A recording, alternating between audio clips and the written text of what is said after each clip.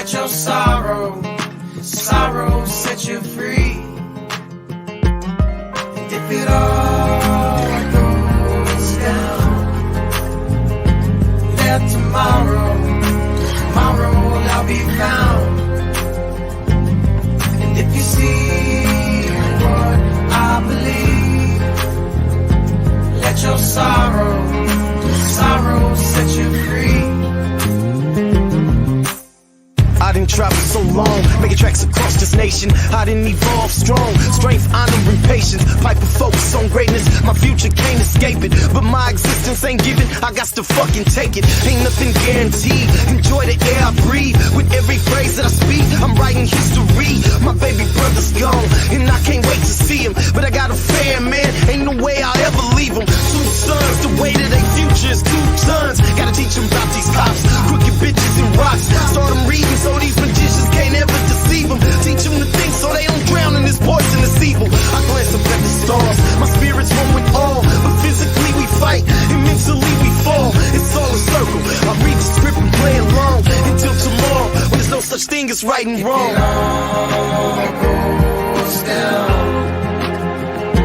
Let tomorrow I'll be found. If you see what I believe, let your sorrow set you free.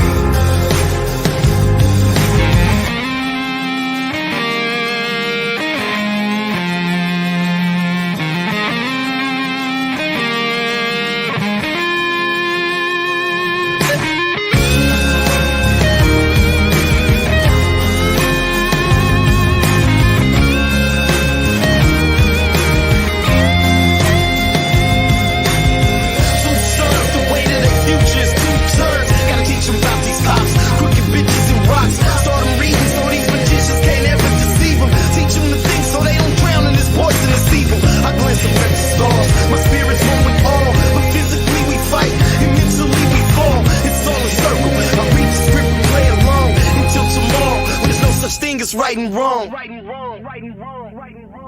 If it all goes down, let tomorrow I'll be found. See what I believe.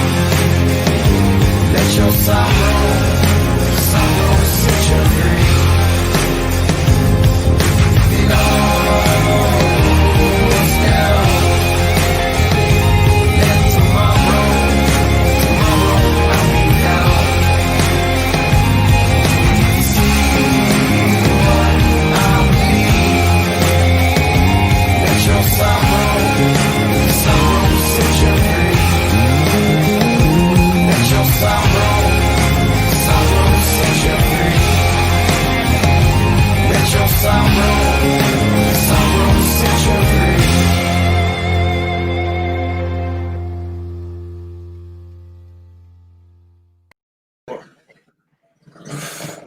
Nice.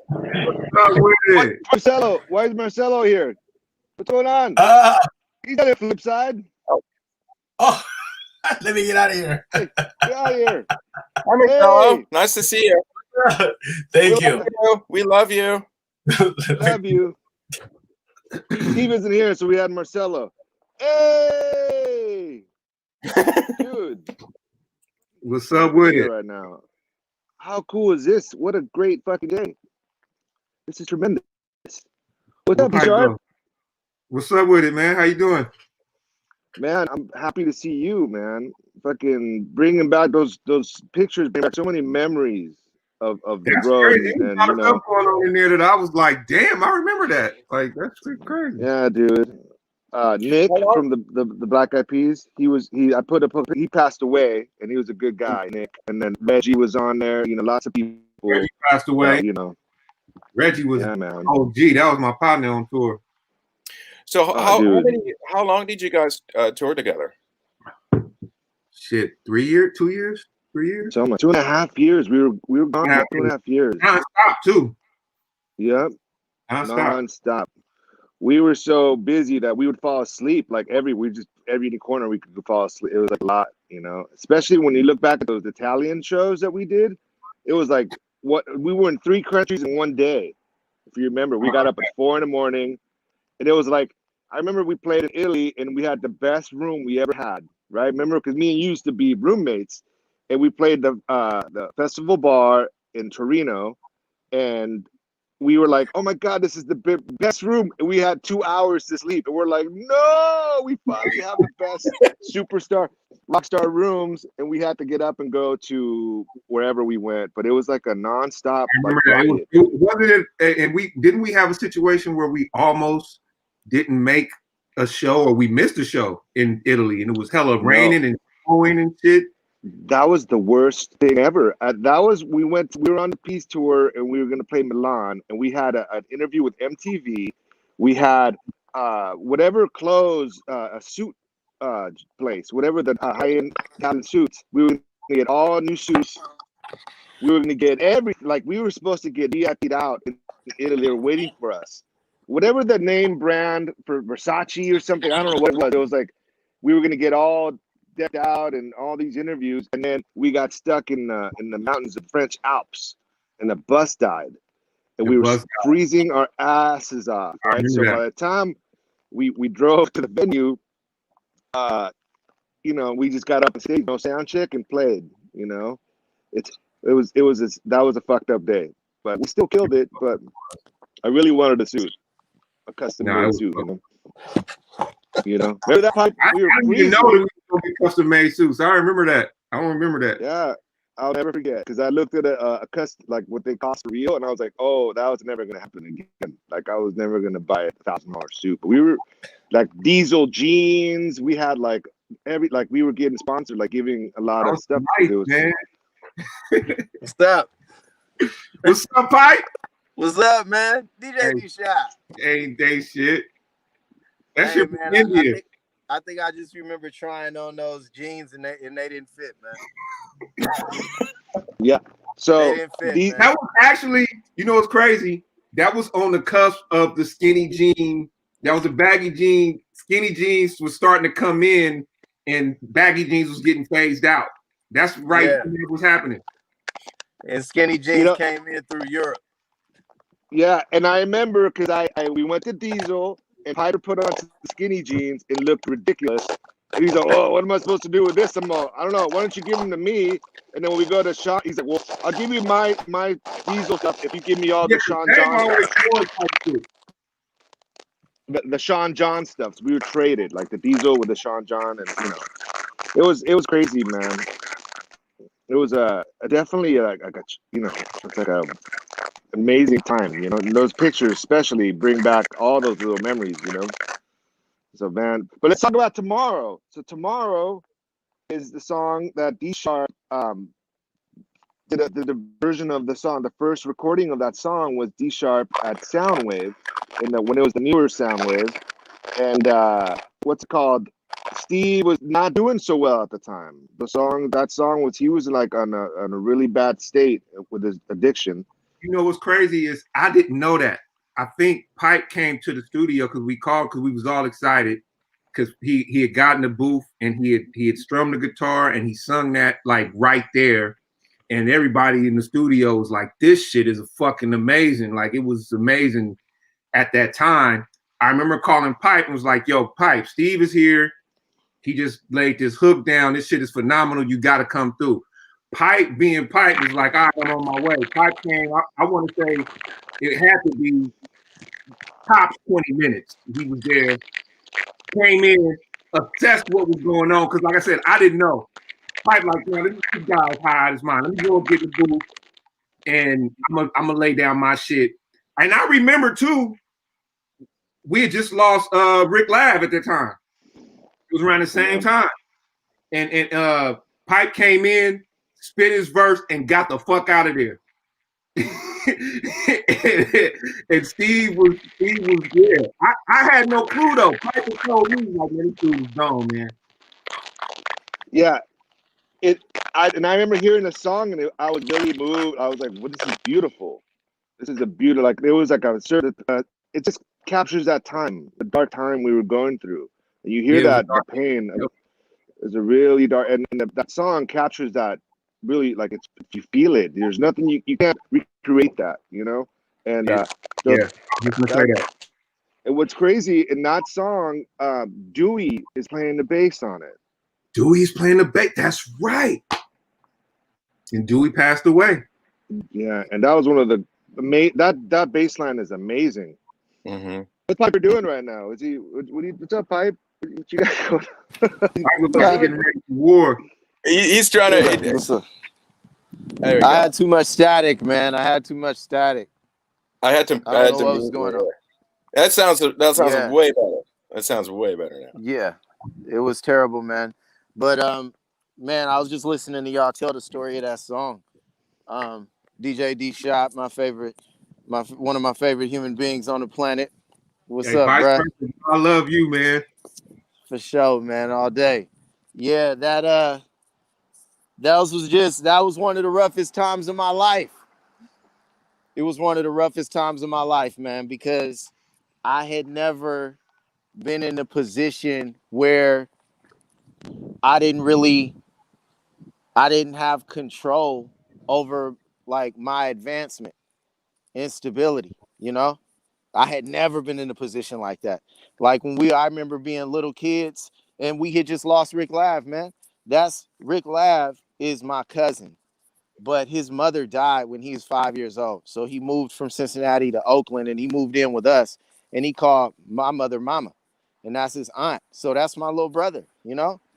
And he had just died and we were just fucking up opportunity after opportunity because Steve was going through his shit. And it was the first time in my life that no matter how hard I tried or how much I focused, like the results weren't coming back to me. Like that shit was not even a part of my universe of consciousness, not even a part of it. Like when I was 12, my older homies murdered somebody and I was like, okay, fuck the streets. I'm playing football and I'm gonna get a football scholarship. And I worked my ass off and then I got a football scholarship. You know, and then it was like, okay, I'm a graduate from college. I'm a do whatever I wanted to do. I just committed my life to it and my whole consciousness to it and all my time to it and made this shit happen. Like we got a record deal. We were moving, like everything was moving. And then, you know, it hit a point where like one of my homies was just dying, basically. Like just, you know, spiritually dying. And it didn't matter what I said or how hard I worked or what example I set. Like none of that shit mattered. And I had never been in that position before. And like if motherfuckers from where I was from started falling off, I was just out. I kept moving. It's like, y'all want to get into a shootout? I'm gone. You know, y'all want to shoot heroin? Y'all want to snow coke? Whatever the fuck y'all want to do, y'all do that shit. I'm out. You know, but this was a situation where I couldn't just be out. So that shit, and it was fucked up, and people was dying close to me. Like Lav died on the way back from one of our shows, man. That was crazy. Yeah. He died on the way back from one of our shows, man. We passed the accident. That's crazy. They had the freeway blocked off. They blocked it off. I remember that. Yeah, my little brother laying in the fast lane, you know, from his motorcycle, dog. So it's like that shit was fucking crazy. It was a crazy ass time in my life, man. And you know, but I was still working. Like you said, you hit me, I came, I dropped the verse. But man, I had all kind of violence in me. Ready to come out because I wasn't used to that shit. You can hear that shit though. Yeah, you can hear it. I wasn't used to that shit. I had all kind of violence in me waiting to come out, man. And you know, so it's like I just had to. I'm still working, but I just had to, you know, figure out a way forward, man. But it comes across through those lyrics, and I just listened to the song again this morning. And dude, I listen to. I don't really listen to our stuff a lot. I don't. I think I'm still traumatized from being in a position where, you know, I'm not in complete control of the results because it's a group effort, you know. So I create the stuff and I love it, but I don't listen to it a lot. But every now and then I'll go deep and listen to all our shit. And one of those times was yesterday. And I was listening to our stuff And our shit is amazing, man. Amazing. Real. Our shit is amazing, bruh. It's not like there are people that need our shit. There are people that need our shit. Like there are other bands and other acts and rappers and singers that people like listening to. There are people that are alive today because we went to the studio. I don't know how many other bands could say that. And I got to toot our own horn because I ain't going to wait for nobody else to do it. We've been in the game for a long time. Motherfuckers ain't tooting our horn. I got to toot our shit. There are people that are alive today because Dsharp and Piper and Dave and Rayto and Steve went to the studio and told the truth and was honest. That's some of the realest shit in the world, man. And I'm hella proud of that. I listened to our shit for hours yesterday, and I listened to Tomorrow this morning, and I don't even remember writing those lyrics. These are lyrics, like the lyrics that are hardest for me to write are lyrics about bullshit. You know, when I try to go to the studio and like, man, I got to make something that people listening to. That shit takes hours. When I go to the studio and just black out, that's what comes out, man. Tomorrow comes out. I think that shit was done in 30 minutes, bro. Probably. Yeah. I want to say rhyme, recorded, everything. And he was gone. He was gone. It was like a ghost. Came in, did his thing, and was out. It's a trip, man. Didn't stay to listen to what it sounded like. Just got up out of there.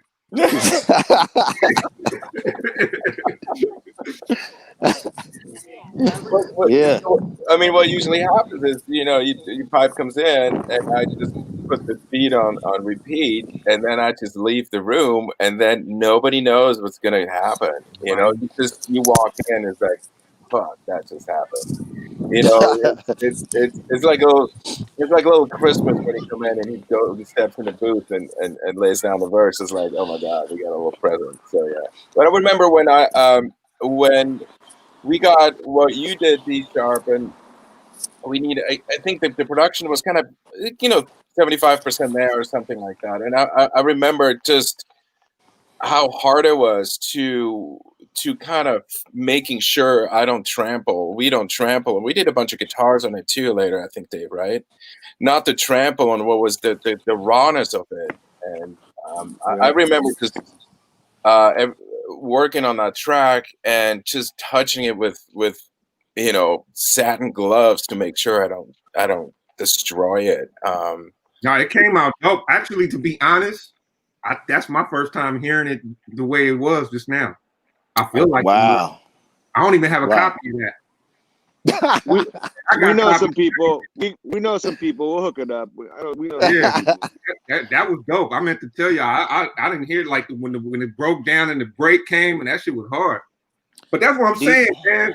It like Pipe to Pipe's point, like the music, like Flipsyde makes music for the people. Like and people love when they hear that shit, they love it like instantly. Like if that's my thing been lately too with the music I've been creating and everything is just like my whole thing is just like I'm gonna put the shit out there and I just pray that it reaches the right people. You get what I'm saying? Because if the right people hear the shit, I've done my job. And it's like Pipe said, you know, Flipsyde is saved live because of that. You know what I mean? It's like you put your art out there and you hope it reaches the right people, and that's all you can do. Yeah, exactly. Straight up. And You know, Dsharp is the encyclopedia of hip hop. you know what's funny is Dsharp is the encyclopedia of hip hop, and I'm the encyclopedia of rock. So when we get together, we got all the bases covered, bro. All of them.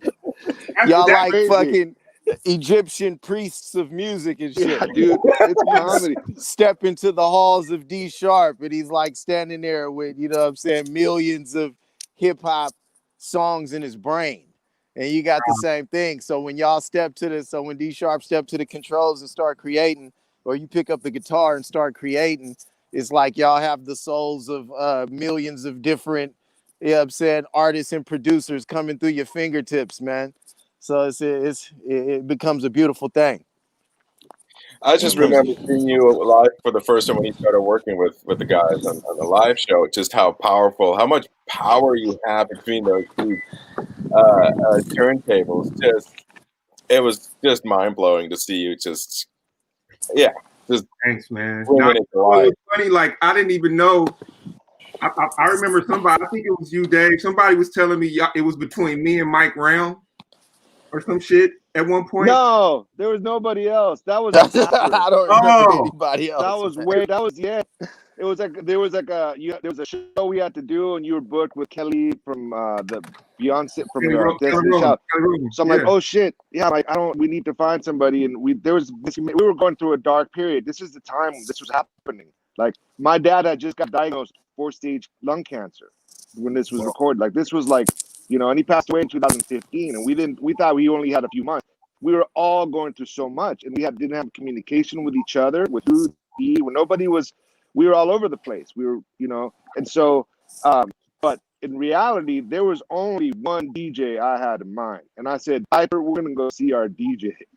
Like you don't need DJs. I know one DJ. I have nobody else that I'd rather have. In like, that was only nice because I was going through Soundwave with everybody. Like it was Black Alicious, it was Lyrics Born and Latyrix and Latif and all of those guys. We would sit there for hours rehearsing at Soundwave, and Dave was there. Yeah, because I was working there. Hold on, Dave. You're talking about a different time, though. So Dsharp is talking about at the very beginning in 2000. I'm talking about at the very beginning, yeah. It was the very beginning. There was no other DJ. We had no other. Oh, okay. That's what I'm saying. I'm saying at the very beginning, I thought that it was between me and my homie Mike Graham, who I had toured with right before I went on the tour with you guys. No, maybe Urbano talked to him or something. Yeah, no, it might have been Urbano. Yeah, yeah. I didn't. I knew because me and Piper went to a Lyrics Born rehearsal, right? And we're gonna go hang out and just hang out. We're not gonna even. Our intention was to take Dsharp from Lyrics Born. You know what was funny? I tell that story all the time, and you know what was funny to me was because, like, bro, I consider myself to be a loyal human being, right? Yeah. Like I'm loyal to the situation at that moment, right? So when y'all came in there and y'all was like, we just got signed and we looking for a DJ. I'm in rehearsal with the dude that I've toured with already for like years, like at least 2 years, 3 years. He was getting ready to drop his third album, I believe, at that point. And we had toured. And this was like a source of my income. You get what I'm saying? So at that moment, when you guys came in there, you guys were telling us the story. I was like, because Dave is my homie and I know him from Soundwave. I'm like, oh shit, that's dope. I know in my mind, I know some DJs that'll fuck with y'all because I'm not going nowhere because I'm DJing for this motherfucker. But then he goes, oh shit, Dsharp. Like he tried to sell me to y'all, and I was just like, "What? Like, oh, that's not what we doing?" Which is cool because it was a great opportunity for me. Like, I was like, in my mind, I was like, "Damn, that's dope. I love to go out with these guys." But in my mind, I'm loyal to the situation. So when he said at that moment when y'all was in there, I don't know if y'all remember this shit. He was like, "Oh, Dsharp would be perfect for that." Yeah, and I was just like, "Damn, motherfucker!" Like. Okay, it's so easy because that's what was my intention to be like. Bring Piper over and see, and then I was like, hey, do you know any DJs? Kind of slowly weasel our way into like, hey man, we want you, right? But then he's just like, take Dsharp because we played the record for you guys that day, and then Tom looked at it and he goes, you need to go out with him. Like after he heard the music, that's when he offered, like, dude, you need to go. That's when we offered that. But me and Piper had a mission with that day. We were like, we're gonna get that always blew. That always, like, for me, it always was like not a bittersweet moment, but it was a moment where like I was loyal to, and Lyrics Born is my brother. Like I love him to death. But like that moment was just like, damn, bro, you know what I mean? Like you just go, you feel me? Like we done been around the world and all this shit, and you just gonna toss me off like that? Like It's strange enough, it was in that moment that I was like, fuck working for people. Like, you know what I mean? Like, it was like, I'm out for self now because I gave prior to going out with y'all. Like, I toured with a lot of the cats in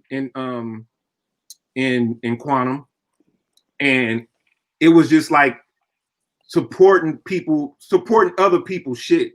You get what I'm saying? I got tired of, you know what I mean? I got tired of like being like just a hired gun. You get what I'm saying? Like, it was just like, but then y'all opportunity came and I was like, oh shit, nah, this is dope. Like, this can really be something. And when we heard the record, like me and Dave had a long conversation the other night, but like I said, when we heard the record, we was like, this shit is out of here. Like, this is about to be the biggest shit to come out of Oakland since fucking, I don't know, Tower Power, but like it was big. And the fact that we're signed to Interscope Records at that moment, we talking 2004, 2005, you talking G Unit, you talking Eminem, Dr. Dre. This is like the fucking pinnacle of what they were doing. And y'all was signed to them. And being from Oakland too, that shit, like all that shit, like it was just like, yo, this is, yeah, let's go. Yeah. I think you said that sound like success. Yeah. Right. We played the music and D was like, that sound like success. I remember that. Hey man, when we saw you perform, I think you was performing with some other DJs. I might be putting two different. That's Slims. Yeah, it was at Slims. Yeah, Well, whatever happened, man, whatever happened, like, you know, dude, you know when a drummer is super raw, right? And he does his drum solo, but that shit, he's so raw and he's so into being raw that it ain't on beat. You know, like he just kind of goes on to his own thing. I hate that shit. You know what I'm saying? I hate that shit, dog. It's like, I don't give a fuck how raw you are. The beat is the beat, and that is existence. Like, that's the heart beat. You know what I mean? I agree with dog, every time you go off scratching, it's always on beat. Every time you cutting, like, it's always on beat, dog. Right. And you know, it's like I try to, you know, it's like we're gonna get a DJ. So then it's like start listening. I'm watching stuff and listening, and they're like, man, this DJ just won this competition and this is the greatest motherfucker. And he's scratching off beat, dog. And it's like, you know, I fucking hate that shit. It's like, I don't care how raw you are. I hate that shit, dog. And you never did that, bruh. You always scratched on beat, man. You always cut on beat. Things, man. And that makes it a verse. It's that makes it like a verse, like you rapping. Or you know what I'm saying? Dave, you play on beat. Like, that's big, dog. When a guitar player don't play on beat, I fucking hate that shit. That shit makes sense though. I feel you. Yeah. I'm the same so way. I appreciate that. Yeah, I appreciate that. So let's play the original version of Tomorrow. I have loaded up. So there's this fan from India, and in Chiquino, I believe. He made this video 8 years ago, and he's like one of our biggest supporters. And so I copied this video, and I wanted to show it to you. Reto, can you put in the video for for the, when was it at? Let me see. So we have the original. It's called music video.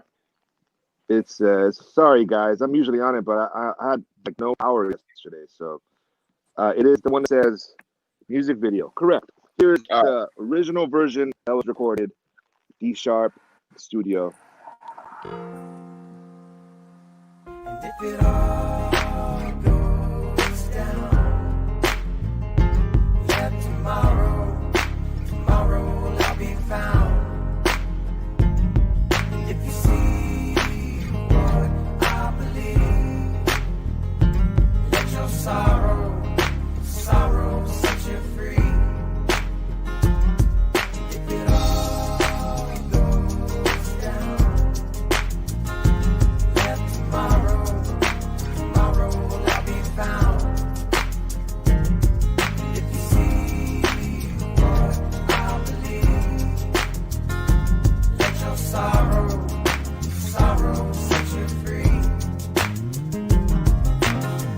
I didn't travel so long, making tracks across this nation. I didn't evolve strong, strength, honor, and patience. Fight with focus on greatness. My future can't escape it, but my existence ain't given. I got to fucking take it. Ain't nothing guaranteed. Enjoy the air I breathe. With every phrase that I speak, I'm writing history. My baby brother's gone, and I can't wait to see him. But I got a fan, man. Ain't no way I'll ever leave him. 2 sons, the way to their future is 2 tons. Gotta teach them about these cops, crooked bitches and rocks. Start them reading so these magicians can't ever deceive them. Teach them to think so they don't drown in this poisonous evil. I glance up at the stars, my spirit's one with all. But physically we fight, and mentally we fall. It's all a circle. I read the script and play along until tomorrow, when there's no such thing as right and wrong. Yeah,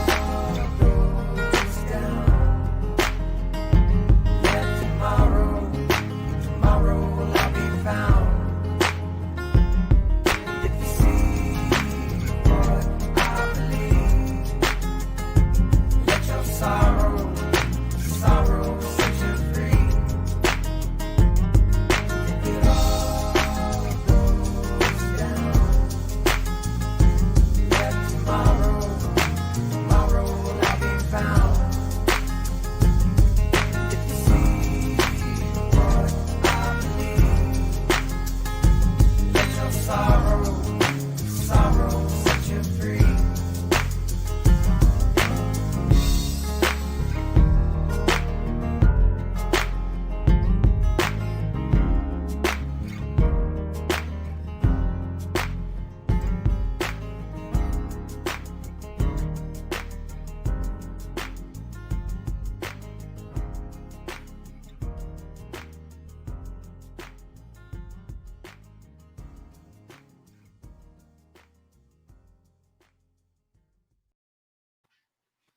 Wow. Yeah. There it is. Yeah. You know what's crazy with that beat, and like at that point too, I'm gonna tell y'all something that I ain't said yet, but like and it probably come out as I do more shit and talk about production and music. But I'm gonna tell y'all something. Pipe, you mentioned this when we was working recently, but y'all remember when we was on tour with Akon? Mhm. And I would just set up and just be like working. Pipe, you remember that? Because I remember Pipe specifically said we was somewhere and I was in the we was backstage. I had my shit set up in a locker somewhere. Yeah, in the locker room. It was like in Canada. I think it was in Canada at a hockey stadium. At a hockey I think stadium. it was Canada in the hockey stadium. You was down there working. I was making hella beats on that tour, right? But I'm gonna tell y'all something that like when the first night we got with Akon, when we got to Atlanta and he was mad late and he had his little partner in there that was working. I don't know if y'all remember. He had the dude, I forgot Blood's name, and then they said he was like the biggest producer in Atlanta at the time, whoever the little kid was. I ain't never heard of this nigga since then, to be honest with you. But he was just dope on the keys and everything. And then we was working on what was that song? That song came out dope too. Right on. That shit. And we was working on it, and I remember putting drums on it, and I remember Akon came and shut that shit down. He's like, nah. And then he just started working, and then it turned into something like phenomenal. And at that moment, I was just watching, like, because he came in and he just started producing. He just took out shit. He just was like, he took out the hats. He took out the snare at this point. He did this and he did that. And I was just watching this dude, and I was like, yo. I just started looking at Akon's production, and I was just like, yo, this dude, like, it was very minimal in his approach and how he was producing stuff. And I kind of adopted that on that tour. And in that moment, like, it was just like, yo, I see now. This is the cheat code. Like, what he was doing. You get what I'm saying? Yeah. I remember you that day. I remember. You remember that, right? Yeah, because you were focused. You sat down. I remember you taking the notes. I pulled out the MPC. I was ready. Yeah. We talked about it afterwards. You're like, dude, I sensed something happening that moment. And when we did Tomorrow, that beat is very similar to that. You know what I mean? Exactly. That's why I brought it up. Wow. That's exactly why I brought it up. Because Wow, man. you can hear that influence in it. You get Yeah. what I'm saying? Yeah. Yeah, almost what he called the con clap, Right. Is that what he called it? the snare. Yeah, he called it the con clap, the snare. Wow. See, I didn't even know that. But That's a trip. I just was watching Blood. Like I really like was like a student. You know what I mean? Like Khan was he was a genius in knowing how to like really he had the cheat code. You know what I mean? And I peeped it and I peeped what the cheat code was, and then I started like doing my own version of what that was. You get what I'm saying? You know, it's a trip, man. It's so many things that go into success, besides just regular talent and hard work. It's like, yeah, you gotta be talented. Yeah, you gotta have a good work ethic, but you also gotta listen and perceive and be humble enough to adapt things. And you know what I'm saying? Yeah. Like, dog, like you gotta, like you said, he came in and shut it down. It was like, nah, this is what we doing. If you was somebody else, you might have flashed. Right. You might have been like, hold on, we already doing it, and you would have missed that. You would have missed that whole element, Right. that whole new element he was able to bring to your game. And I mean, this dude is all over the radio. He's all over the radio, and some people still don't have sense enough to listen to that. And it's just a trip, man. Just sitting back and like all of the great artists that we were able to stand next to and work shoulder to shoulder with, rock stages with, and see what their, you know, day-to-day practices were, man. will.i.am jumped off the stage and went straight to the studio. Everybody else went to the club. Every day, every time. He had the studio bus. It was funny, man. When we was on that second tour, when we was on a Honda tour, I don't know if y'all realize this dude was making beats for Nas, and I'm sitting there right there while he making the beats for Nas. He was trying to get me to scratch on this whack ass turntable, and I'm like, bro, I can't translate what I know what you want to do, but I can't translate it. And that record ended up being one of he did the Hip Hop Is Dead, that record. Wow. We was right there. You probably don't remember Piper, but we was in that studio bus. He was making that record. I just remember, you know what I remember, you know what my biggest, the thing that sticks out most to me in being in that studio with will.i.am when he was producing. I go to the studio bus, man, and he's sitting in there and they playing the beat. And he was like, damn, man, what's going to be the third hook? And I said, the third hook? And he looked at me, he was like, the third hook. And that's when it hit me. Bruh, that's when it hit me. I said, these motherfuckers, all of they singles got 3 hooks. You know what I'm saying? We still coming from the what's gonna be the hook. First hook. That's it. Yeah, what's gonna be the hook? You know, these motherfuckers is making songs with 3 hooks, dog. And not just, it's not just, you know, the vocal hook, like the beat changes up like 3 times for their hooks. And that's when I just knew. I did the same thing you did, man. I was like, okay, I see you, man. I see you. Exactly. will.i.am was like, I'm going to make that house music. It was like, house music? He's like, yeah, motherfucking music that buys houses. Will was interesting, man. That was an interesting dude. That was a very interesting dude. What I remember about that is that we went to Will. We were hanging out with Will, and then he's like, oh, hold on a minute. I got it. Michael Jackson's calling me. I'm working with Michael Jackson, right? And then we're like, oh, wow, that's crazy. And then we went to 50 Cent's studio, right? And it was, who was in New York? Yeah, you're talking about Shy Money XL. Shy Money XL. He's like, oh, man, yeah, man, working on Michael Jackson just called, right? Like, he's like working on, like, and he had just talked to Michael Jackson. We're like, that's crazy. Then we go to Akon's studio. Mike was working. Mike was calling Mike Akon too. So remember we left. He was there before us. He was like, I was like, wow, we must be doing something right, hanging out with the right people. Yeah. Michael Jackson's trying to call, then he got 2 hits. That goes to like, look, you're on Interscope Records. At the time, everybody we just mentioned were the hottest producers. So it's only right that Michael Jackson was calling will.i.am, was calling Akon, was calling Shy Money XL. It's only right. You get what I'm saying? Like that. But yeah, those sessions, all those sessions, bro. I was in a lot of those sessions. Like, damn, like this is This is really what it is. This is the fucking cheat code. When Polo the Don sent the did he remixed what did he remix Happy Birthday? Happy Birthday, yeah. He didn't do shit to that record. You know what I mean? He just put drums on it. But what I learned at that moment too then was it ain't even about the talent, like really. It's about the connection. He was managed by Jimmy Iovine's son at the time. You get what I'm saying? So if Dsharp presented the same thing at the same time, it wouldn't have made no. It would be like, nigga, get this shit out of here. Like we ain't trying to hear that.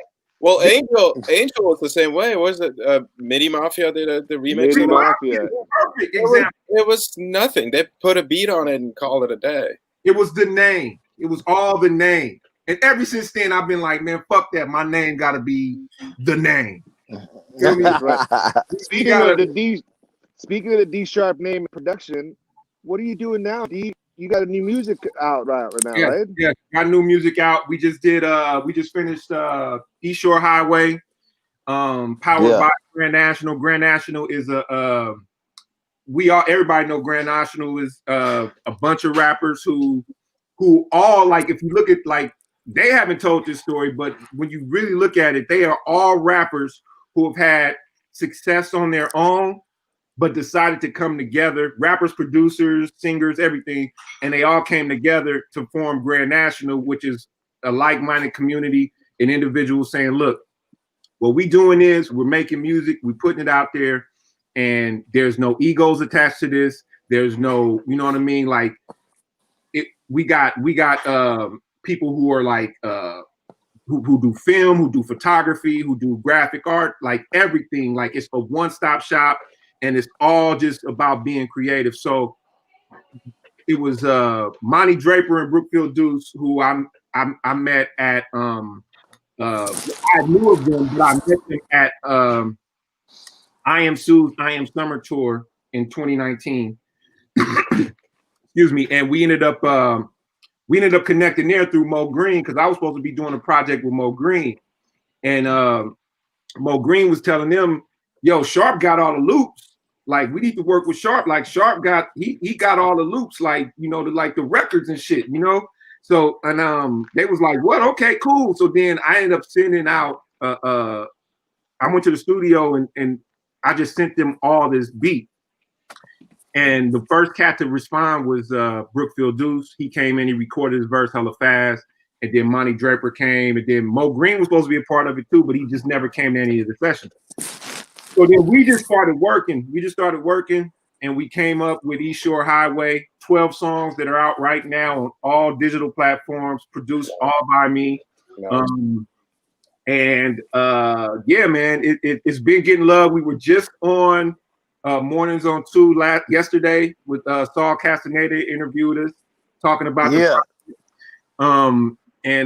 you know, things are just, you know, like I said earlier, what I'm trying to do now is just put the art out there and let the people gravitate toward it.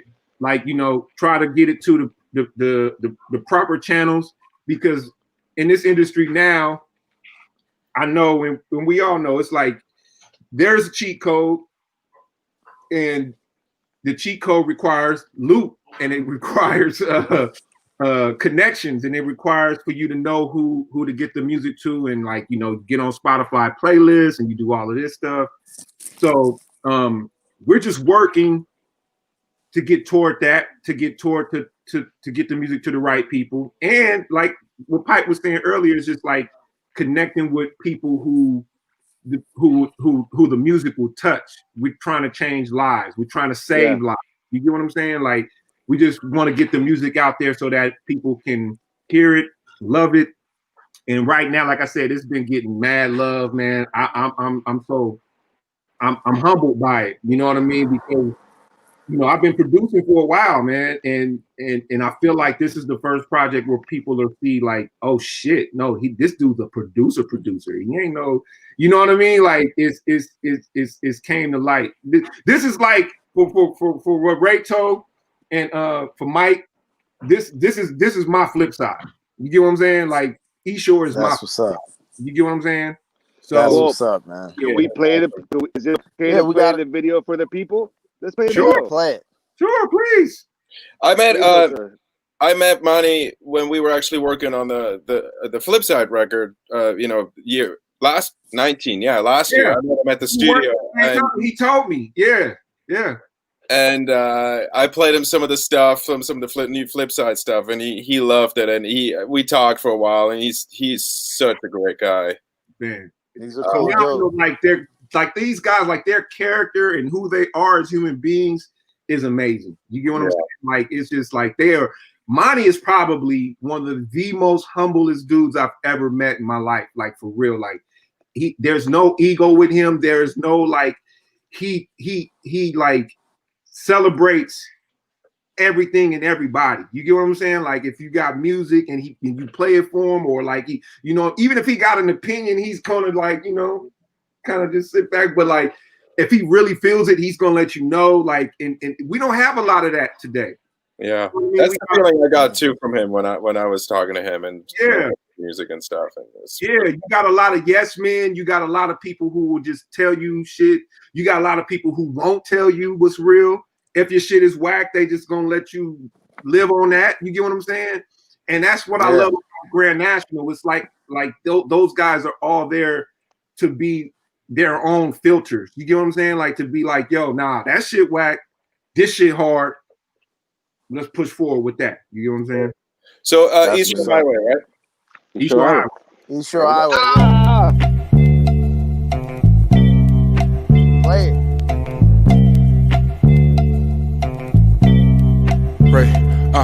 Look, got Taka in my veins, word to bumpy face. Wells Fargo for the taxes, dirty money chase. White girl in the speaker box, yeah, we segregate. Scarface was my lullaby, this won't resonate. Brad Jordan, baseline distorted, so whole house Amsterdam, but the catfish imported. 97 Civic just to keep a nigga humble. Fish bowl through the toll, they don't really love you. A pistol in the Louis told me keep the muzzle. On our queen and slim, it was worth the trouble. Holy water to chase the anejo. No discussion, there's no lawyers on your payroll. I'm tacking out the rental through Diego. Full clip for the drip, 30 peso. Negro, all black, everything block cars from my dog. Sorry, no, can't let her bring 101 from the slums. You can't tether me. Need a Kelly Rowland, work too hard to be betting on destiny. So, fake the fly, sanctified. In case your favorite rapper couldn't stand and crack the code this time. Go. Everywhere, talking about happiness. Everywhere, talking about happiness. Everywhere, talking about happiness. Everywhere. I'm AI stepping over Lou. The answer with neck braids you already knew. By the time y'all catch up, I'm already through. A lot of intro, nigga, my name Deuce.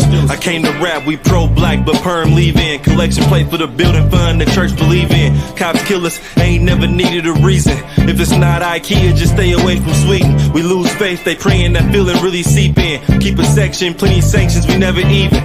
Black women hear black men, think she don't need them. They gassed up, can't see the light, they need a beacon. We can't dream, too worried about eating. Many homeless, I wish I had enough to feed them. The books know it, but that ain't in the hood teaching. The red line it seem cool until you read between it. Watch hazards, sand traps in San Diego. Bobby Johnson in warehouse, the baked potato. Solid dude, no solvent, these niggas Play-Doh. Drop the classic, but new shit is on the way though. For real. Everywhere, talking about happiness. Everywhere, talking about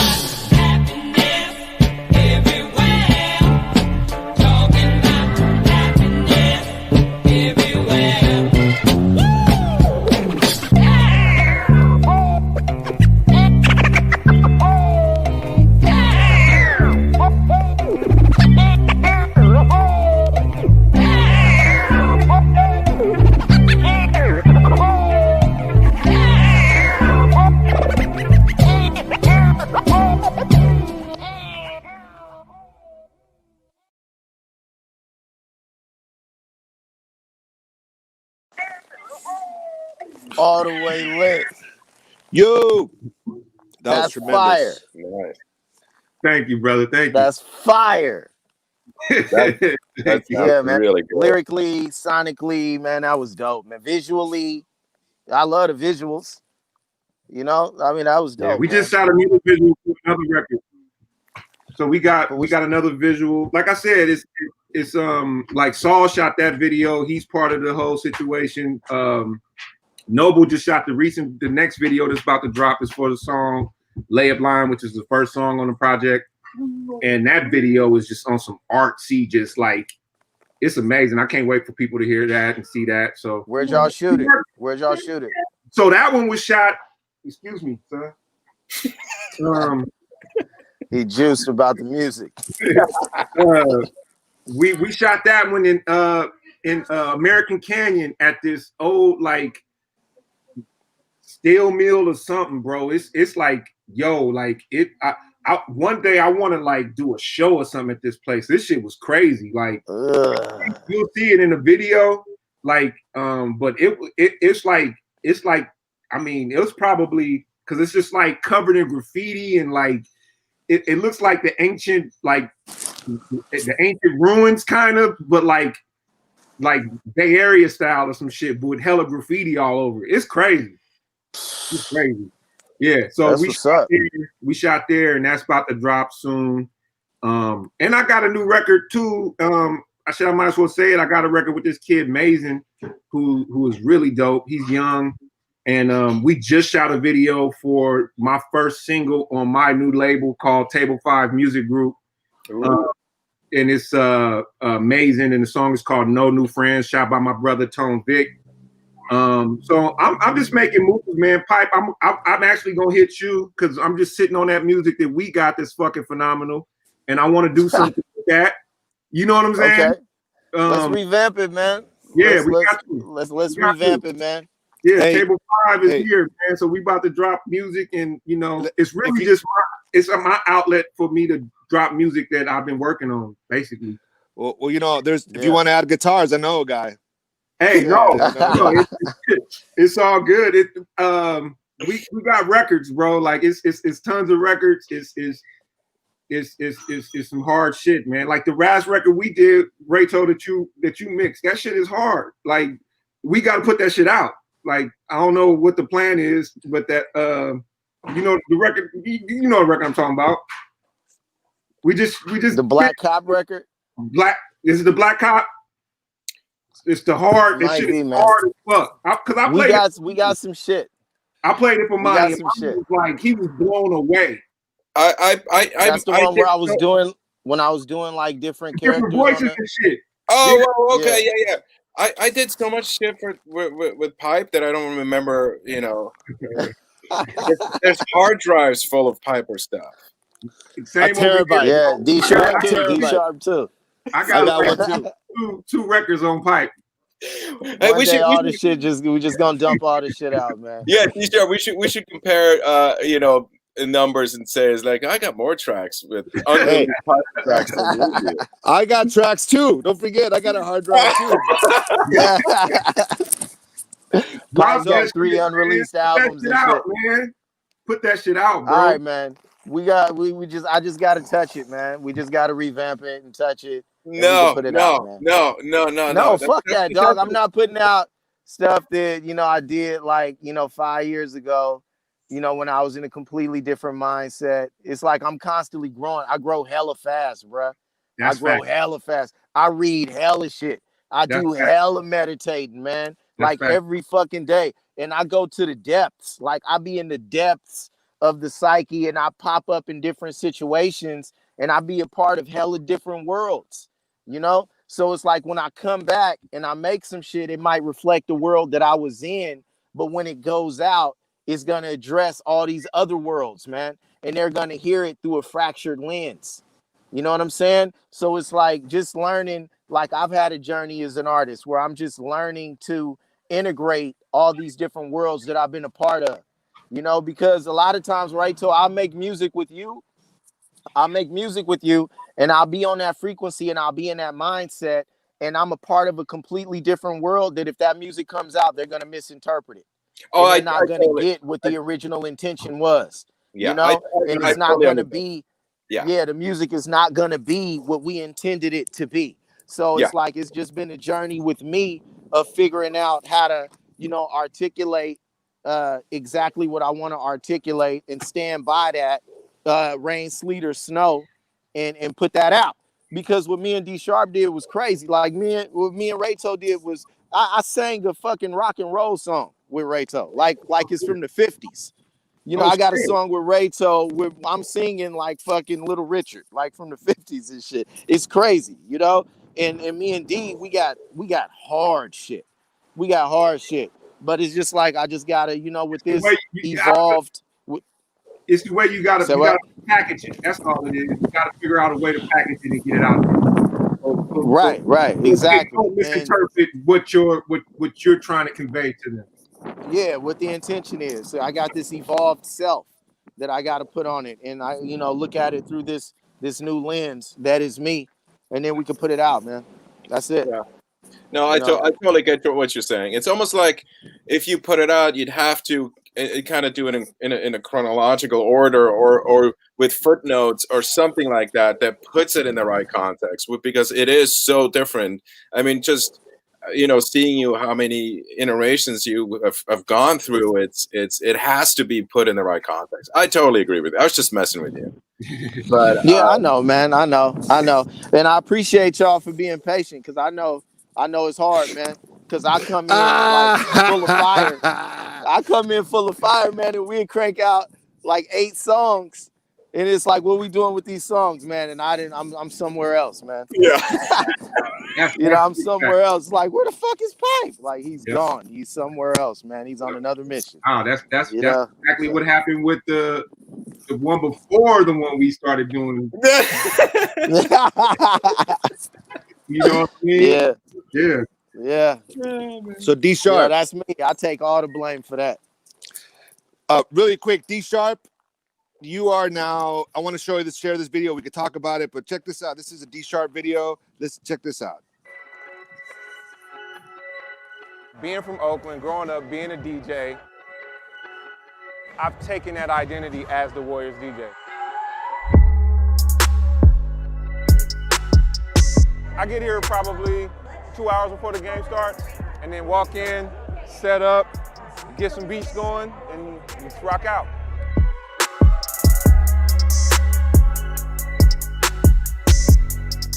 I figure out what I'm gonna do when I touch the floor.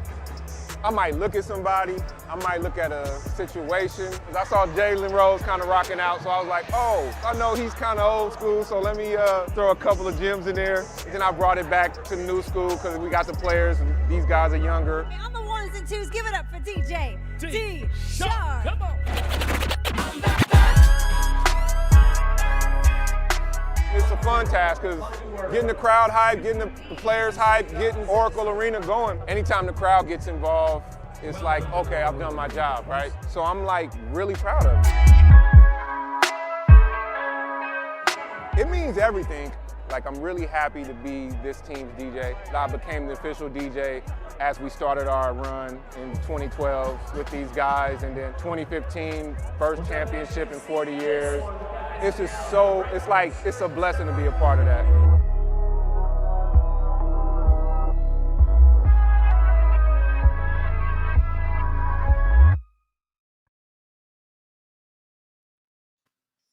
Damn. Yeah, man, Yeah, you man. deserve it. You deserve all of it, man. It's a I blessing. was just seeing that video, watching it, like I damn near barely remembered it. Wow. Yeah. Yeah, So you are deserve you? all of that. First of all, you got a ring, or you got a couple of rings? Did you get a ring? I got 3 rings. Woo! Yeah, 3 rings, 2 back to back. Hey, man. That's amazing. 2015, 2017, 2018. Hey, I know you played hoop when you was younger. Yep. You played hoop and you probably fantasized and dreamed about a ring. Bruh, you know what's crazy? And I tell people like all the time, it's like for me, what it signified was like I played hoop, right? But there was a moment where it was like, all right, I'm not gonna be Michael Jordan or Gary Payton or NBA. Like I'm not gonna do that. So this music thing that I'm doing is my way of doing that. Like let me get my reps in on these turntables. Let me get my reps in the studio. That's what I was doing. While these guys are in the gym, I'm in the studio or I'm in front of my turntables perfecting my craft. So that's really what it was for me. Like I knew early on that I wasn't going to be an NBA player, but to come from playing hoop in high school and then being a DJ for a team where I got these rings that I got them for doing what I've done, you know what I mean, or what I do in my expertise. That's the best. That's the best. Yeah. Amazing, man. I wish we would have won in 2019. We almost did. That's what Dsharp said. No, we got this. Don't worry. You know, and then because then it would have been 4 rings and it would have been a ring for everybody in my family. And I really wanted that, but it didn't happen. So yeah, But it's okay. My tunes, man. You've been playing the right stuff. Yeah, man. Hey, man, three rings and a Grammy. Hey, man. Hey, man. That's where man. And then you look at all of that too. It's like the awards and accolades are dope. You know what I mean? But it's just now as I've gotten older, my whole thing is do it from the heart, put the shit out, and let the people decide. You know what I mean? Like, let the people talk about it. Like, you do it for yourself, you do it for the love, and we do it. I mean, you do it with eventually hoping that you get a check, right? I mean, eventually. I feel like if you do what you do, we all are expertise in what it is that we do. So eventually, it'll catch on. Like, you know what I mean? And we will be able to provide for our families doing this stuff that we love. I believe there's a way to get paid off of what you love, period. You just got to find that path and find it. There's a way. If you want to be a rapper, there's a way to live off that. It's just you might have to alter it somewhat. And I was a solo rapper. Steve was a solo singer. Neither one of us were having success. Steve was telling me we need to form a group for like a year before I finally said, all right, man, because we were just writing songs together. I was like, maybe I'll start to think about it. And then he met Dave, and dog, I had been rapping for like 6 or 7 years, man. Seriously. I remember. And hadn't done much. And then, met Dave, and this was like August, because I had wrote a movie, and they were having rehearsals at Soundwave, and that's how Steve met Dave. And that was August. Dog, we were signed the following April. That's crazy. I've been a solo rapper for 6 or 7 years. Nothing. Steve had been singing all his life. Nothing. Me too. So I've been playing since the 80s, bro. I've been banned since the 80s. Shit, nothing ever happened. I worked at the studio, and I was like 32 when it happened, and when it happened. So yeah, you just so you can't there's follow a way. Your heart. Yeah, there's follow a your way. heart. Right. And that's the thing. I mean, I'm gonna do this shit. Like my dad is a great example, right? Like this dude is he's 70 or no, he's 69. He's gonna be 70, I think, this year. I gotta double check that shit. But he bro, every time I talk to my pops, he like, man, yeah, I've been in the studio, I'm working, man, I'm doing my thing. And that's him. That's what he loves. That's what he loves to do. He's playing his keyboard every single day. He's putting out music his way that he feels that it is what it is with him, and he's happy. You get what I'm saying? So that's all I want for myself, is just to be able to do that and to have that kind of like freedom, just to be like, yo, I'm doing what I love to do. Yep. I think the key to me, I think is the key is if you love what you do, if you love what you're doing, then people will feel the love. They'll feel the energy that because you're doing it for yourself because you love. This is what I do. And if you're again, a lot of the times, unfortunately, most people are emulating something that's successful and they're not being themselves. And the answer is in yourself. It's just looking you, because we all have that power, And so once you get to know yourself, and it's always a journey, you never ever really know. You're always learning about yourself, as Piper says. You're always growing. But as long as you're always honest and you love what you do, you're honest with where you're at the time, people will take notice to that. And that could be anything that you do. You just have to love it, And I think that's the secret, love. And love. And that love.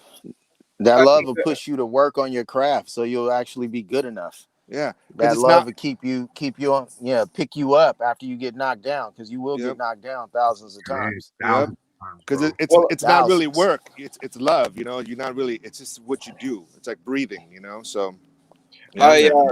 a lot of times when I work with artists and produced artists, and they're not sure what kind of a record they want to make, I always tell them, make the record that you want to make, that you want to listen to, because that's going to be the best record you're going to make.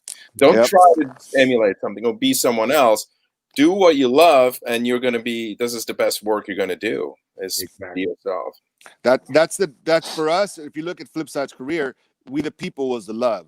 The second album wasn't our album. It wasn't coming from our heart. There wasn't love there. You know what I mean? When we had a different member in the group, D was not there anymore. It wasn't us. It was somebody else telling us what we should be doing.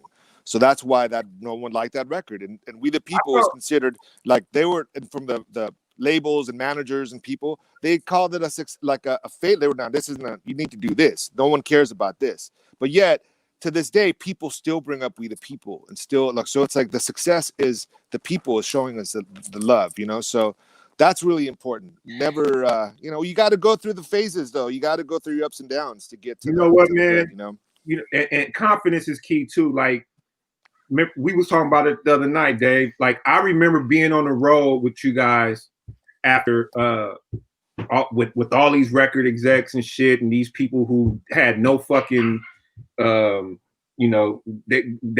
what the fuck you doing here? Why are you here? Like, just, we are here to look after the group. Like, nah, you getting a paycheck to do, you ain't doing shit. But it was like a lot of people on a bus and shit, and I look around and I remember a conversation like y'all was having, and it seemed like y'all had lost confidence in the music. And I was just like, I couldn't believe it, because I'm like, everything I heard, like, this shit's phenomenal. And it was like I saw the label kind of coming in and just kind of like retooling y'all thinking and shit. Like, oh, well, yeah, Mike Urbano produced this, but this guy's a better producer, or you should go over here and mess with this guy, or do this and do that and do this, that, and the third. People started to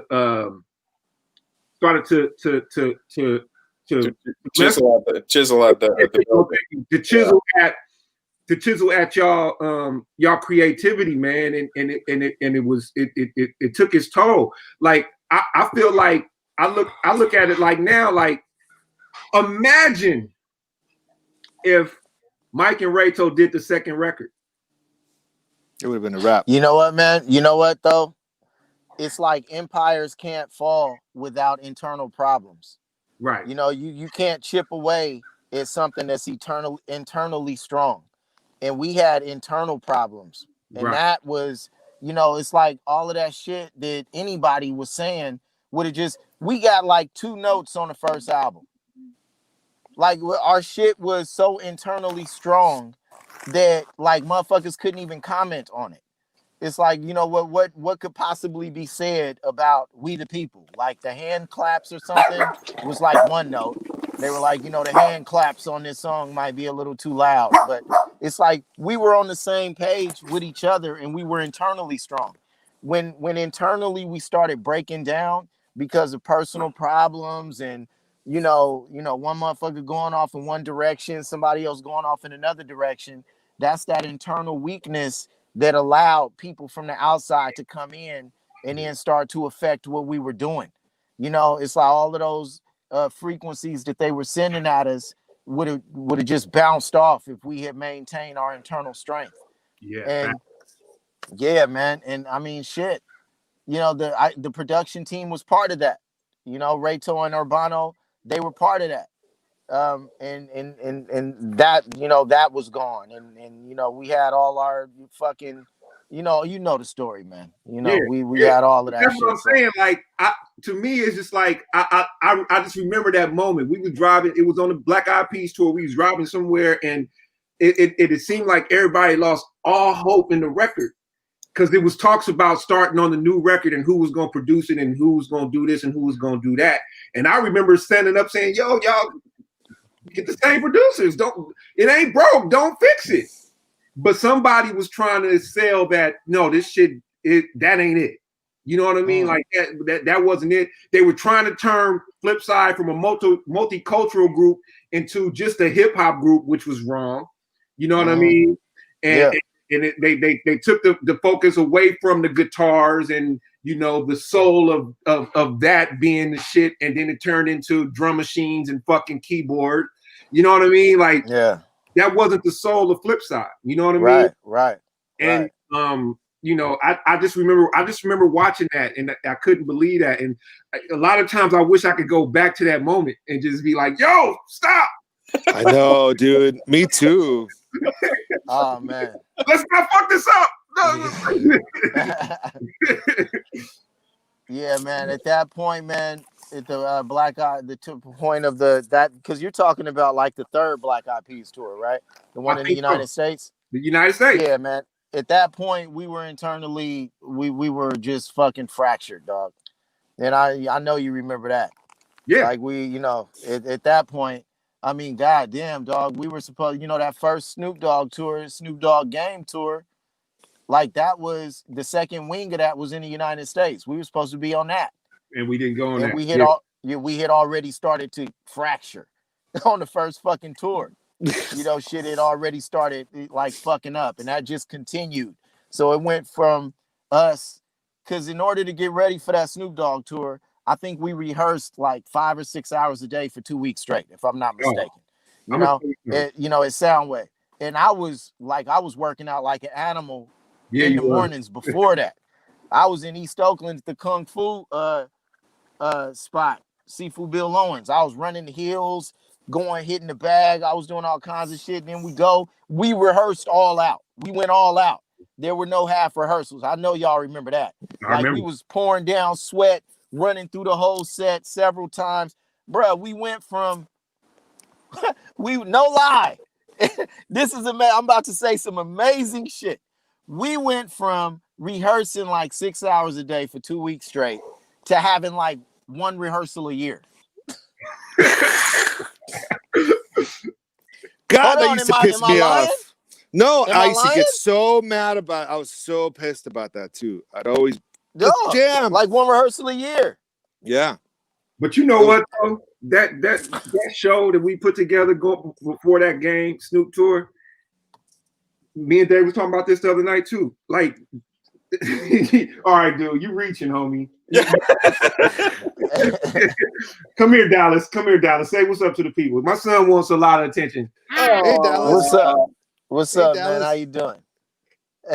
Let's see those glasses. Yeah, show him your glasses, man. You want that much attention? Give him the attention. All right. Those glasses. You see that, man? I done lost my train of thought. But that's what I was saying. When we went on that tour, I remember going on that stage every night and blowing it a hole through the roof, and people watching our show. It blew my mind because I had toured before that. I think I remember telling this to Pipe on the tour. I don't know if you remember this, but I had toured with cats. We never got, even motherfuckers who was doing headline tours, like people coming to see these motherfuckers. They wasn't getting the response that Flipsyde was getting, bro. Like, we would go on that stage. Nobody knew who the fuck we were. The lights would go dark. I'm getting chills talking about it now. The lights would go dark. And then remember, we had the intro and shit. And it was just like, that shit was phenomenal, bro. It was some big ass shit. And it was like we had the intro that Rayto and Mike had put together and shit. Like, that shit was insane, bro. It was like, that shit was insane. Yeah, dude. It's insane. It's like it's like watching another, like someone else. When I look at that, I'm like, damn, who are those guys? Yeah, but I mean, just like what Piper said, that just shows it. Obviously, you guys are a great live band, but it had to be connected with a lot of freaking work. You guys worked so hard. We all worked really hard for at least, I want to say, Mike and I started a month. A couple of weeks before you guys even started rehearsing, we started putting the backing tracks together and all that stuff. It took a long ass time it wasn't just like, yeah, let's do a couple of rehearsals. It was a lot of work. I remember because We I tend to would forget that. I would go out with you guys and I would add like, okay, Michael would be like, hey, let's make, what do you want to do with it? Like, should we end it? We all did this together. Like I had like experience with like live rock bands or whatever. So there was an element of that. So it was like something for everybody, you know? The show was phenomenal. It was the best, it was the best phenomenal. 20 minutes of whenever people like, I remember, dog, like, you know, Game would come on, people knew the record. Like he came on to West Side Story. West Side Story. Da, Yeah. da, da, bum, bum, bum, bum, bum. I remember that. Like it wasn't the same. It wasn't the same when he hit the stage. You know, I gotta say, Dsharp, the reason why that we kind of took over was a lot of it was your voice, man. Come on, motherfuckers, get From up. Jump Street. Like From Jump. yelling at like From Elvis. Jump. You came because you are hip hop. You are the epitome of hip. Like you are live and breathe hip hop. So we're at a hip hop tour. The first thing they see is you. All right, you motherfuckers, God, you know, right, and screaming at them. And so you're like, attention, get, you know, and get on your feet. And then it just kept going from there. But a lot of that was you. Like you were like, my dad said that. He goes, man, that guy's throwing a lot of heat to like he saw us play. He goes, that guy is, you know, he was very impressed by you because you took command of the like, we're about to hear to fuck you up. And then, you know, it was just a trip. We weren't just fucking around, dog. We weren't fucking around. And it's like, this is the thing. Like Flipsyde had been together from like August to April, and we got signed. And then the following February, we were on tour with Snoop. But that doesn't count the hundreds of stages that I rocked for free. Right. You know what I'm saying? That doesn't count the hundreds, if not thousands of stages that Dsharp rocked. That doesn't count the stages Dave Lopez rocked. You know, that doesn't count all of the little, circles of high school girls that Steve sang his guitar in front of. You know, in the Coast Guard on the ship and shit, watching the sunset in Hawaii, singing to a bunch of Coast Guard cats, man. Steve was playing open mic nights all over the place, you know? So it's like we brought all those individual histories together, all that experience together. Then we worked hard as fuck together. For hours, you know what I'm saying? For weeks. So when we hit the stage, bruh, I had all the respect in the world for the people that we were playing with, bruh. But when we hit the stage, it was complete and total murder and destruction. You know, when we hit that stage. Said it, bro. He said it. I remember Gordon said something about how he was like, yo, Will is like, you guys, he don't know how to go on after you guys or some shit like that, he said. Yeah. I don't know if he was joking. He said we destroyed it in the meeting in Interscope. He was like, they destroyed it. He said it took us a while to get in the groove, you know, but we started doing our thing, but Flipsyde came out and they destroyed it from the first night. And we did, man. We destroyed that shit, man. I'm hella proud of that shit. One of the highlights was Oakland Coliseum when we played the Coliseum. And we were the next day, the Oakland Tribune was like, I got me too. You guys, you're in the cover. Yeah. And they said we destroyed the headliner. We were like the local boys just destroyed. Like it was, and I was like, holy shit, that was the most incredible. I remember telling because the energy that night was so fucking amazing. All of our families was there. Everybody got in. Everybody got in. Wasn't no issue. You know what I mean? This is Oracle before I became the DJ for the Warriors. So like I'm in Oracle, like this is my fucking home. You know what I mean? And we walking around and shit. But I remember putting my arm around Robert and I said, look, dude, because I think that might have been the last show. No, that wasn't the last. That show was Denver. No. Denver was the last show. We went to Canada. We went to Canada after, or Oregon. After the Coliseum. It was one of the last shows. And I said, yo, bro, you see what the fuck is going on here? Like, don't fuck this up. Like, don't put us on the road right now. Like, get that shit. I asked him. I was like, what's going on after this? He was like, oh. Yeah, it's great. It's great. It looks great.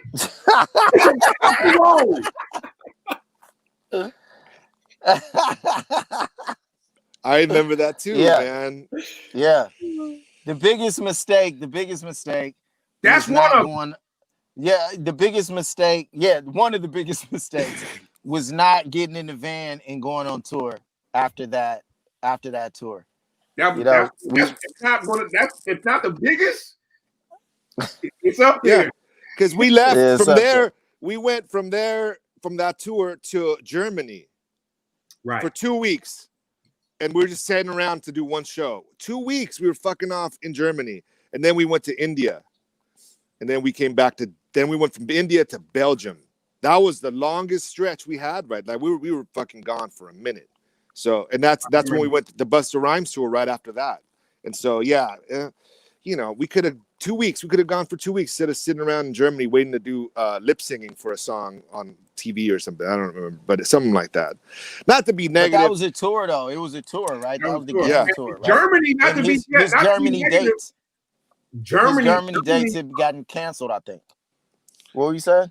No, it was a festival bar, right? It was like the next. Then we had to wait to go to either Busta Rhymes or India. I don't remember. It doesn't matter. But yes, it sucks. I But say all that to say, dog. I mean, we look back at it, and there's definitely things that could have happened that could have went different ways.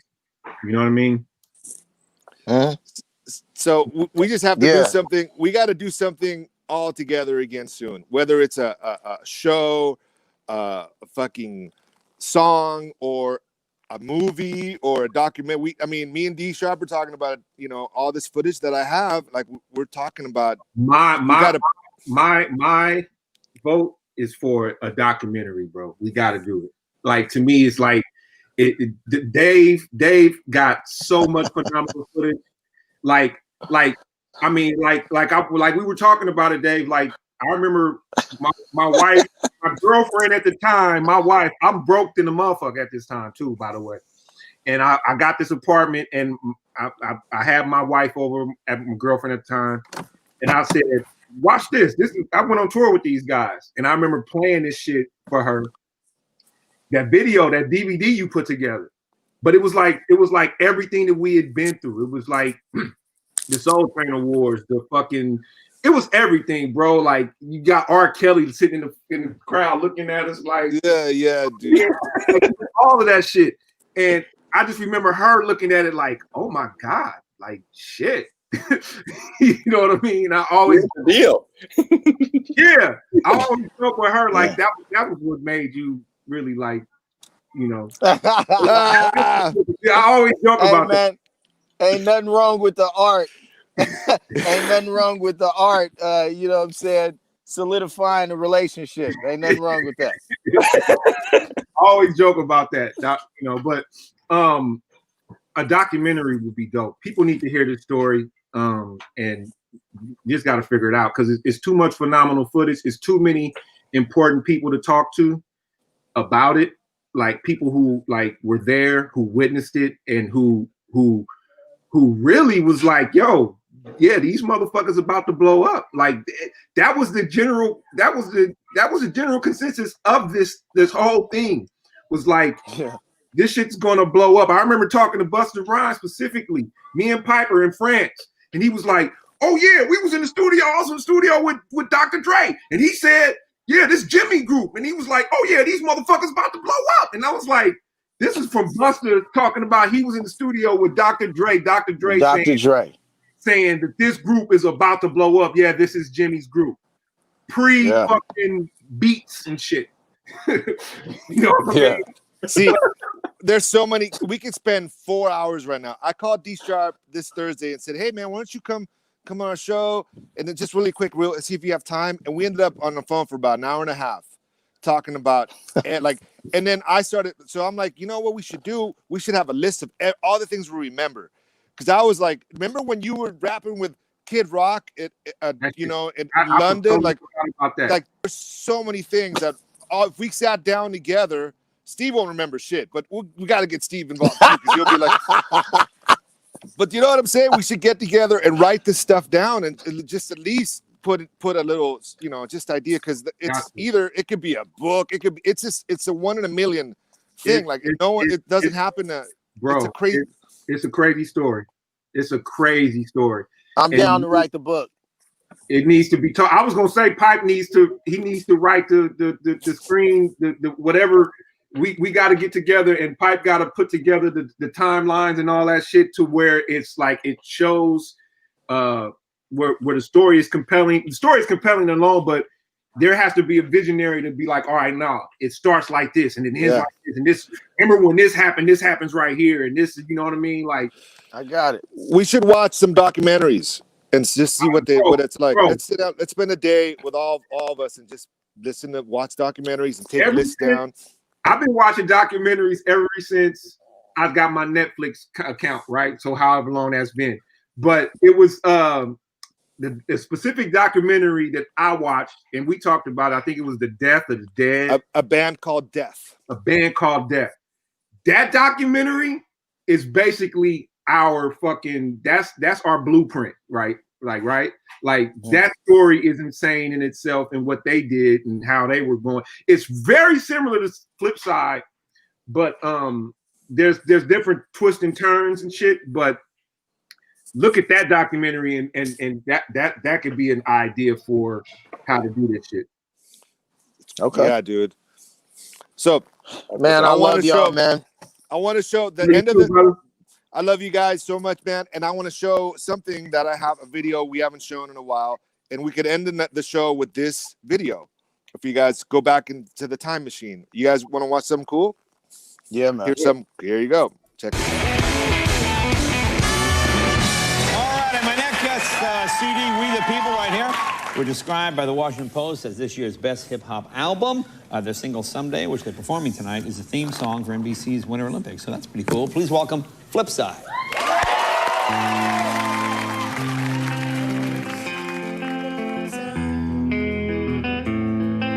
The soldiers buried in their grave said, someday gonna rise up on that wind, you know.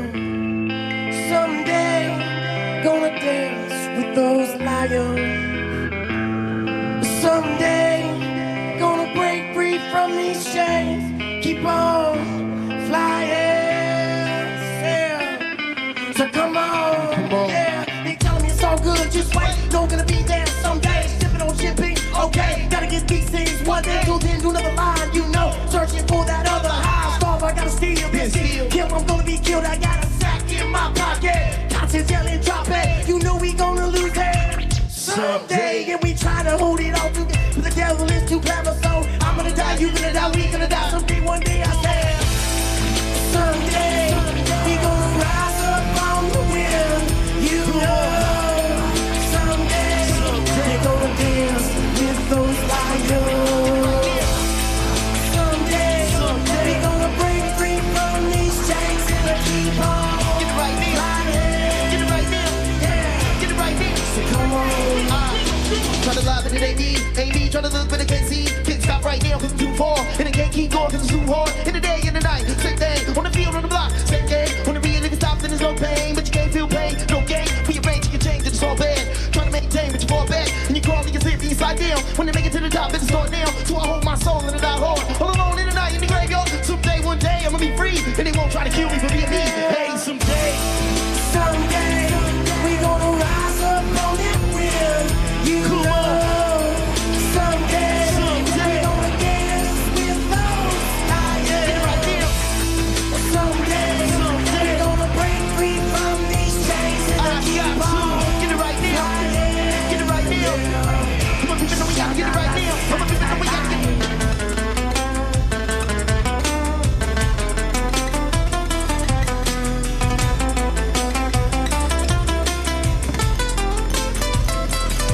Come on.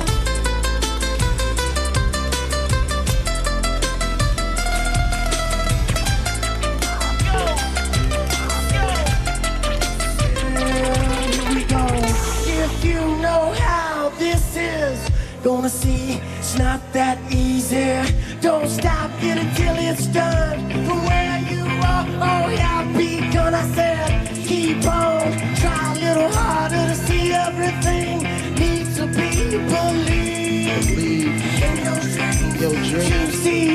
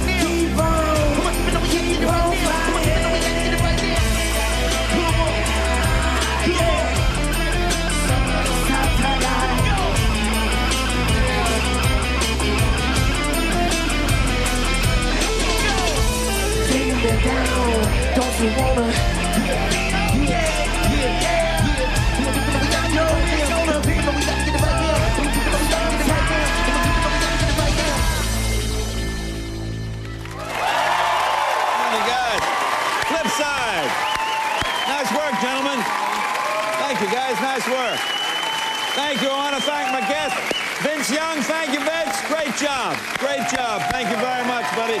Congratulations on all your success. Will Ferrell, good luck at the Golden Globes. For the producers, stay tuned for Conan coming up next. Come on, everybody.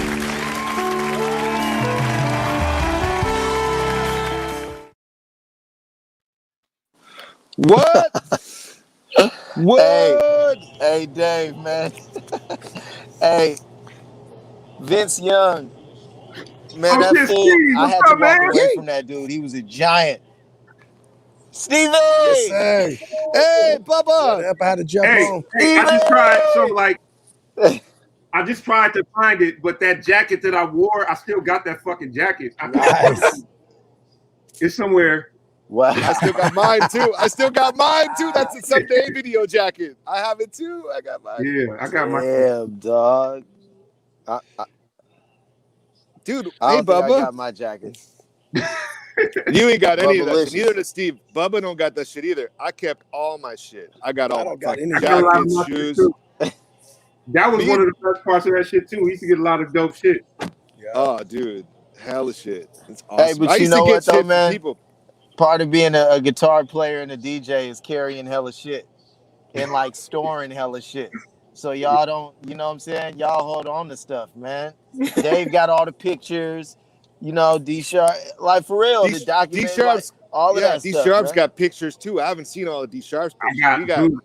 I was just telling y'all, I got pics from when we was in India, like a little kids and shit, like coming up to the car. Remember that shit? And they I had remember, like yeah.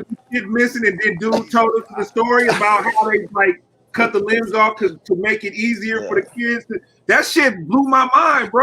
Dude, I had Yeah. a panic attack. I had a panic attack because that day, me and you were in the car, and this kid came with no fingers. That's like, oh my god! So I went that day. I had a panic attack. It was like crazy, but it was those were amazing, you know, amazing times. Dude, man. we were It was a trip. firing on all cylinders on that deal right there. Yeah. That's Yeah, it. definitely. That looked, dude. We were shooting holes. We were like, bah, bah, bah, bah, bah, bah, bah. That was tight, dude. It's so crazy how when you play it on StreamYard, it pushes the tempo when you're listening through this live stream. I swear it pushes the tempo a little bit faster. It sounded Well, crazy. I think it tries to catch up. It lags and then it tries to speed it up. Yeah, But I think it plays like fine in pre-play. Oh yeah, it plays fine for people, but if you're in the show, I'm saying I like the tempo a little Yeah, faster. I didn't hear anything. We're gonna have to push it. We do it fast. Yeah. Anyways, Yeah, D man. Sharp, it's good What's seeing up, everybody, brother? man. Good to see you, man. Yeah, I like the lumberjack look right there you got bro. going on, man. This is the mountain vibe. This is the mountain vibe, bro. Got up in the mountains off the grid, dude. I like seeing that original lineup, bro. That we were, dude. That was tough, bro. We need to get in the studio. Fantastic. The five of us. The five of us Seriously. should go in the studio and work on some new shit. We should I would work love on. it. We should give. I'm down. Let's do it. We got. Oh, dude, it'd be amazing. I got missed the that whole one show, beat. Steve, D Sharp played me, and it's dope, dude. Like it's just a matter of time. It makes so much sense to like get let's in do there it. and let the frequency vibes flow. Yeah, let's get next time you're here. Let's set up a day where we could work on music and then listen, talk about this documentary. Like, I think that's a great idea, D. And you got me all juiced. And my cousin Marcelo has all the footage from. You Mo. gotta do it. I mean, like I told you, even if I'm not involved, like you gotta be involved. You gotta be involved. You gotta be involved. This motherfucker. You gotta get old girl too. Like you gotta talk about her. You gotta get her. You got to. Like you feel me? Like the whole story needs to be told. Yeah. From the beginning to the very end. Like it needs to be told. Like, Hey, D Sharp, who you got on your shirt? You always got the coolest shirts, bro. Oh no, this is Steph after he solidified the shot. Oh, he's just like. He's like, you know, like, I couldn't tell. it is what it is, you know. That's dope. That's what I do, you know. That's the Michael Jordan thing when he did that. Yeah. When he, you know, anyways. Steph's like, I can't miss. It's all good. Exactly. That's beautiful. That's awesome. All right, well, we had an hour and a half. Man. Yeah. Steve, so you're here because you're at the airport, right? You're taking a flight. So let people know. I've already got there on the other side. I was just in between in this world and the next, brother. Nice. Well, he popped out on the flip side. Yeah, man. It's Flipsyde on the train station. That's right. You're taking a train, huh? Wow. No, I'm just messing with y'all. It's Nah, just man, been. it's all It's. I'm on the time. Yeah. We got Well, next Rayto. Friday- You're talking too much, Rayto. You can't talk too much, bro. I know, right? You guys Yeah. can't get a word in. So Yeah. next Friday, we're re-releasing Tower of Hollywood with all the instrumentals on it. Nice. So Nice. people should be And looking out for that. And tomorrow is on that record. Yeah. So what perfect timing. Tomorrow's So on that check record. out that record. Correct. Yeah. Yep. So Yeah. excellent. Next Love you Friday. guys, Well, man. Love you more, man. I can't wait It's to good see to you. see I can't wait to everybody. see all of us together, man. Get the Voltron team back. Let's get Next united. summer, Let's- we all have to go stay in Sweden, in Stockholm for 2 weeks. We're gonna go live over in Stockholm for a couple of weeks. What's in Stockholm? Yeah, what's You gotta ask Stockholm? my- It's our biggest market, bro. We got to go plant a flag. Flipside flag. Hey, Rayto had to ask because sometimes Steve would get a vision and just start talking about that shit. I had a dream we were in Stockholm. Dude, all those Wait, numbers no, are in you Stockholm. serious, bro? Is Yeah, Stockholm? Spotify numbers is Norway and Stockholm, Oslo, Norway, and Stockholm, Sweden, dude. Well, then It's we like gotta those are the go. biggest numbers. Yeah. Yeah. Then we gotta go. We gotta go. We gotta We get gotta go. the I thought it would be we got a Germany, bunch. man. Germany was on fire. Germany's Well, up there too. it's just right up. I mean, you're talking like it's right across. It's right there. They're all neighboring countries, so it's like you can hit all three of them, really. It's the same thing. Switzerland, Sweden, it's all the same. It's it's the same thing. Dude, I saw Rayto's hella mad. Rayto, I saw some footage of Switzerland, dude, and there's some of the most beautiful mountains and lakes. I was just like, unbelievable.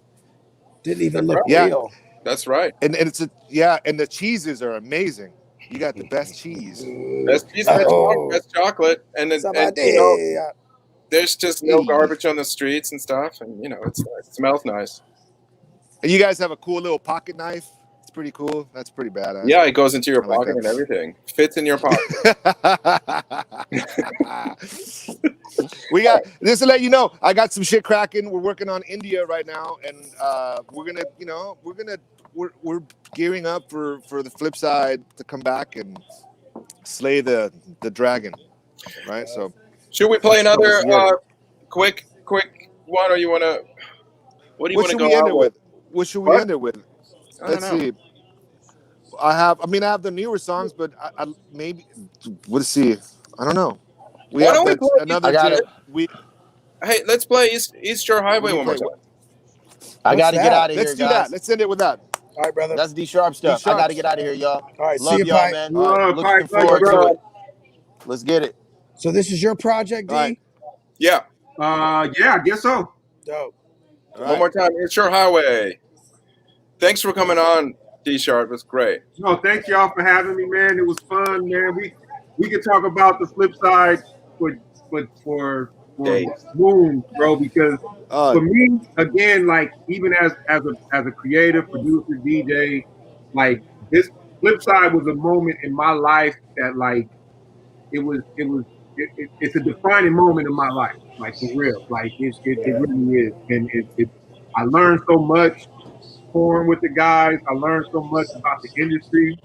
Like that was, I always say for me, that was college and shit. You know what I mean? Like that was I was in school. You know what I mean?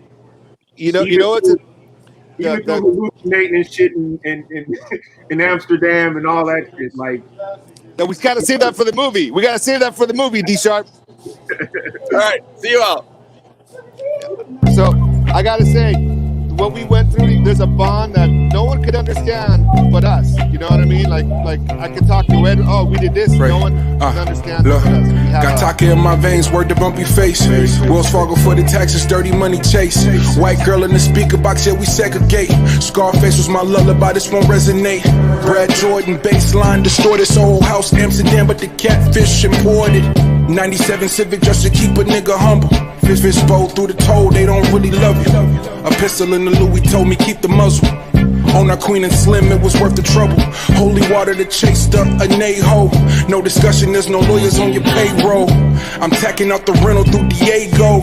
Full clip for the drip, 30 peso. Negro, all black, everything block calls from my dog. Sorry, no, can't let her bring 101 from the slums. You can't tether me. Need a Kelly Rowland, work too hard to be betting on destiny. So, fake the fly, sanctified. In case your favorite rapper couldn't stand and crack the code this time. Go. Happiness everywhere. Talking about happiness everywhere. Talking about happiness everywhere. Talking about happiness everywhere. I'm AI stepping over Lou. The answer with neck braids you already knew. By the time y'all catch up, I'm already through. A lot of intro, nigga, my name Deuce. I came to rap, we pro-black, but perm leave in. Collection plate for the building fund the church believe in. Cop killers ain't never needed a reason. If it's not IKEA, just stay away from Sweden. We lose faith, they praying that feeling really seep in. Keep a section, plenty sanctions, we never even. Black women hear black men, think she don't need them. They gassed up, can't see the light, they need a beacon. We can't dream, too worried about eating. Many homeless, I wish I had enough to feed them. The books know it, but that ain't in the hood teaching. The red line seem cool until you read between it. Watch hazards, sand traps in San Diego. Bobby Johnson in warehouse, the baked potato. Solid dude, no solvent, these niggas Play-Doh. Drop the classic, but new shit is on the way though. For real. Everywhere.